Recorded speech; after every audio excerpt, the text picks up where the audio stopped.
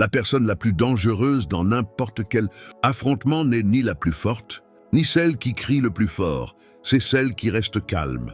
Cette idée peut sembler contradictoire, mais c'est exactement ce qu'a découvert Miyamoto Musashi, le plus grand épéiste de l'histoire du Japon, invaincu dans plus de 60 duels à mort. Ce qui rendait Musashi imbattable, ce n'était pas seulement sa technique au sabre, mais quelque chose de beaucoup plus subtil, sa maîtrise absolue des émotions.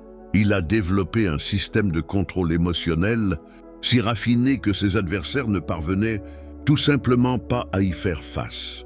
Dans cette vidéo, vous allez découvrir les 4 principes que Musashi utilisait pour rester calme, même face à la mort, et comment appliquer ces mêmes principes dans les affrontements du monde moderne, qu'il s'agisse d'une dispute au travail ou d'une crise personnelle profonde. Car au final, celui qui garde son calme domine le jeu. Quand quelqu'un vous crie dessus ou vous défie de manière agressive, que se passe-t-il dans votre corps? Vos muscles se contractent, votre cœur s'emballe, la colère monte, et avant même de vous en rendre compte, vous êtes totalement pris dans la tempête émotionnelle. C'est le piège que Musashi comprenait très bien. Il savait que lorsque vous vous laissez consumer par les émotions du moment, vous perdez le contrôle de la situation, et plus important encore, vous perdez le contrôle de vous-même. Le premier principe de Musashi pour gagner n'importe quel affrontement n'a rien à voir avec la force ou l'habileté. Il s'agit de quelque chose de plus profond, la distance émotionnelle. La distance émotionnelle, c'est la capacité à se détacher de ce que l'on ressent, à observer ses réactions internes sans se laisser emporter. Musashi décrivait cela comme le fait d'observer un affrontement d'en haut, comme un nuage qui passe dans le ciel. Il ne devenait pas la colère ou la peur, il les voyait simplement surgir puis passer, et c'est ce simple acte de ne pas s'identifier à l'émotion qui change tout.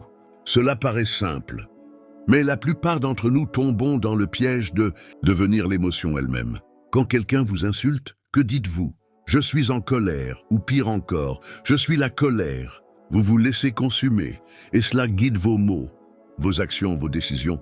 Musashi, au contraire, adoptait une posture complètement différente. Il reconnaissait la colère, mais ne s'y soumettait pas. Il disait simplement « Je ressens de la colère en ce moment ». Cette petite différence crée un espace entre vous et l'émotion, vous donnant la possibilité de répondre de manière rationnelle et non réactive. Et comment pouvez-vous commencer à appliquer cela dès aujourd'hui, quand vous ressentez une émotion forte? Dans n'importe quel type de confrontation, même lors d'une simple conversation, faites un exercice mental. Faites une pause et dites-vous simplement « Je remarque que je ressens de la colère » ou « Je ressens de la frustration ». Ce simple acte d'identifier votre émotion crée un espace entre vous et elle. Et avec le temps, cet espace s'agrandit, vous donnant plus de contrôle. Le secret n'est pas de nier ou de réprimer ce que vous ressentez, mais de ne pas vous laisser contrôler par cela. Quand vous vous détachez émotionnellement de l'affrontement, la tempête en vous commence à se calmer, et c'est là que vous commencez à avoir un véritable pouvoir sur la situation. La plupart des gens entrent dans un affrontement sans savoir à quoi s'attendre. Ils réagissent sur le vif, essayant de se protéger dans la chaleur du moment. Musashi faisait l'inverse. Il croyait que pour garder son calme, il faut savoir ce qui va arriver avant que cela n'arrive. C'est le deuxième principe, la conscience anticipative. Musashi appelait cela la connaissance préalable, la capacité à percevoir les mouvements de l'adversaire avant même qu'il ne les exécute. Il ne s'agit pas de lire dans les pensées, mais de reconnaître les schémas. Car aussi complexes que nous soyons, les êtres humains réagissent de façon prévisible sous pression. La colère suit des chemins répétitifs, la peur limite les choix, l'impatience révèle les faiblesses. Avant ces duels, Musashi étudiait ses adversaires, comment ils se déplaçaient, comment ils réagissaient au stress, quel coup ils préféraient, il ne laissait rien au hasard. Dans son duel le plus célèbre contre Sasaki Kojiro, Musashi savait que Kojiro était vaniteux, impatient et utilisait un sabre extrêmement long. Il arriva donc en retard volontairement pour augmenter l'irritation de son adversaire et sculpta son propre sabre en bois sur le chemin, légèrement plus long que celui de Kojiro. Il avait déjà gagné avant même de combattre, parce qu'il savait à quoi s'attendre. Et comment appliquer cela dans votre vie? Et c'est simple. Avant d'entrer dans une conversation difficile, arrêtez-vous pendant 30 secondes et posez-vous 3 questions. 1. Quel est l'état émotionnel probable de cette personne? 2. Que cherche-t-elle réellement dans cette interaction? 3. Quelles sont les 3 réactions les plus probables qu'elle pourrait avoir? Répondre à ces questions prépare votre cerveau à ce qui s'en vient. Cela réduit l'impact de la surprise émotionnelle, ce qui nous déstabilise souvent le plus. Quand vous anticipez, votre corps ne passe pas en mode panique. Il se prépare au contraire, avec concentration et clarté. C'est ce que font même les négociateurs du FBI avant chaque conversation. Ils analysent le profil émotionnel de la personne, examinant les comportements passés et tracent les chemins possibles du dialogue. Grâce à cela, ils gardent leur calme même dans les situations les plus explosives, tandis que tout le monde autour est au bord de l'effondrement. Anticiper, ce n'est pas contrôler l'autre. C'est connaître le territoire avant d'y poser les pieds. Plus vous comprenez les schémas émotionnels des gens, moins vous êtes surpris et plus vous restez calme.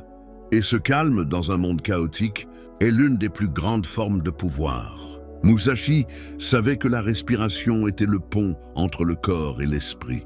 Il observait que, dès l'instant où ses adversaires ressentaient de la peur ou de la colère, la première chose qui changeait était le rythme de leur respiration. Elle devenait rapide, courte, irrégulière, et ce désordre respiratoire était le signe avant-coureur du déséquilibre mental.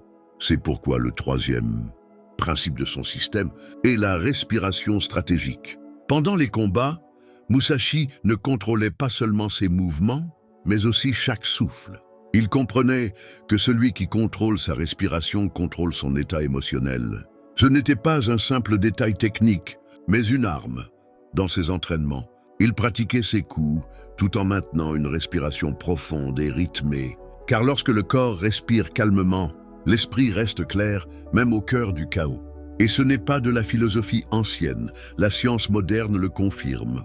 Lorsque vous respirez lentement et de manière contrôlée, vous activez le système nerveux parasympathique, le même qui est responsable d'apaiser le corps et de restaurer l'équilibre. En revanche, une respiration rapide active le mode de combat ou de fuite, inondant le cerveau d'hormones du stress qui brouillent la pensée. Musashi a développé une technique simple mais puissante.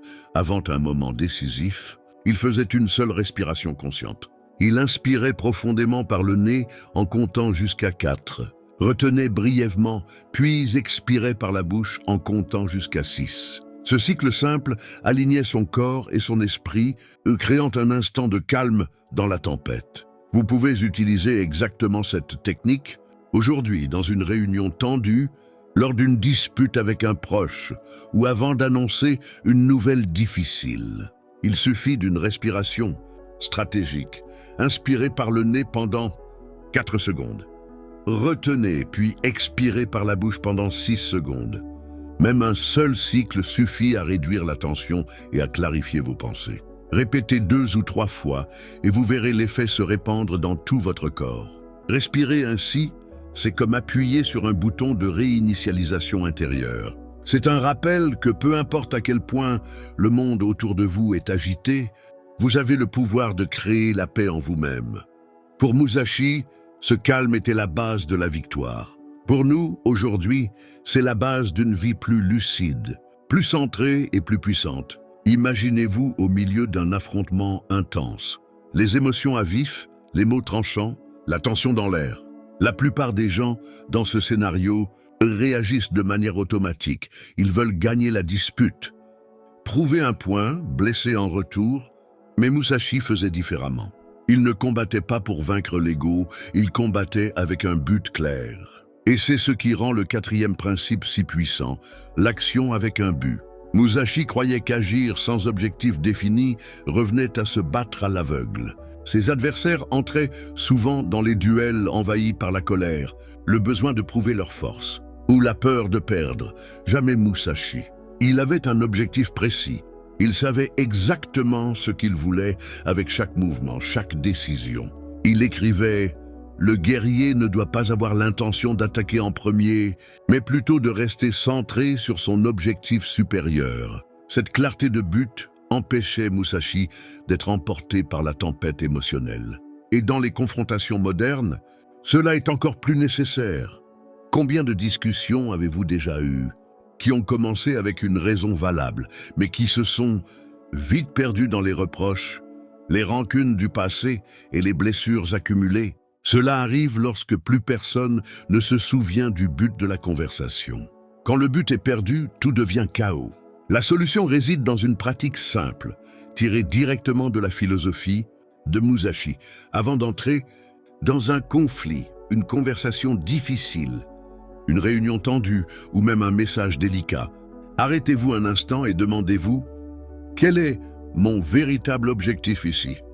Répondez avec une seule phrase, quelque chose de clair et direct qui puisse servir d'ancrage émotionnel. Cela peut être « Je veux résoudre ce malentendu sans blesser davantage » ou « Je veux défendre mon point de vue sans manquer de respect à personne » ou encore « Je veux protéger ma paix intérieure pendant cet échange ». Lorsque les émotions commencent à monter, répétez ce but mentalement. Cela vous garde ancré, vous empêche d'agir par impulsion. Vos paroles et vos actions commencent à servir votre but, et non votre ego blessé. Avoir un but clair ne signifie pas être froid ou indifférent. Cela signifie que vos émotions travaillent au service de quelque chose de plus grand, et non plus contre vous. Cette focalisation transforme tout affrontement en une opportunité de construire, au lieu de simplement détruire. Musashi comprenait cela en profondeur. Il n'était pas calme parce qu'il était insensible. Il était calme parce qu'il avait de la clarté. Et cette clarté venait du but. Quand vous savez pourquoi vous vous battez, vous choisissez quand vous battre. Et plus important encore, vous choisissez quand ne pas vous battre. Le vrai pouvoir ne réside pas dans le fait de gagner des confrontations, mais de les transcender. Musashi l'avait compris il y a plusieurs siècles. La maîtrise de l'art du combat ne consiste pas à vaincre l'autre, mais à se dominer soi-même. Ces 4 principes, distance émotionnelle, conscience anticipatrice, respiration stratégique et action, avec but, ne sont pas seulement des tactiques de combat, ce sont des chemins vers une vie plus consciente, centrée et libre. Au fond, ce qu'il nous a enseigné va bien au-delà de l'épée, du conflit ou de la victoire. C'est une philosophie de vie fondée sur le détachement des émotions passagères, la clarté de la perception et l'action intentionnelle. C'est le même enseignement présent dans le bouddhisme avec l'idée de non-identification à l'ego et dans le taoïsme avec le concept de wei, l'action sans effort qui suit le rythme naturel de la vie. Aujourd'hui, nous sommes entourés de confrontations, réseaux sociaux, embouteillages, politiques, relations.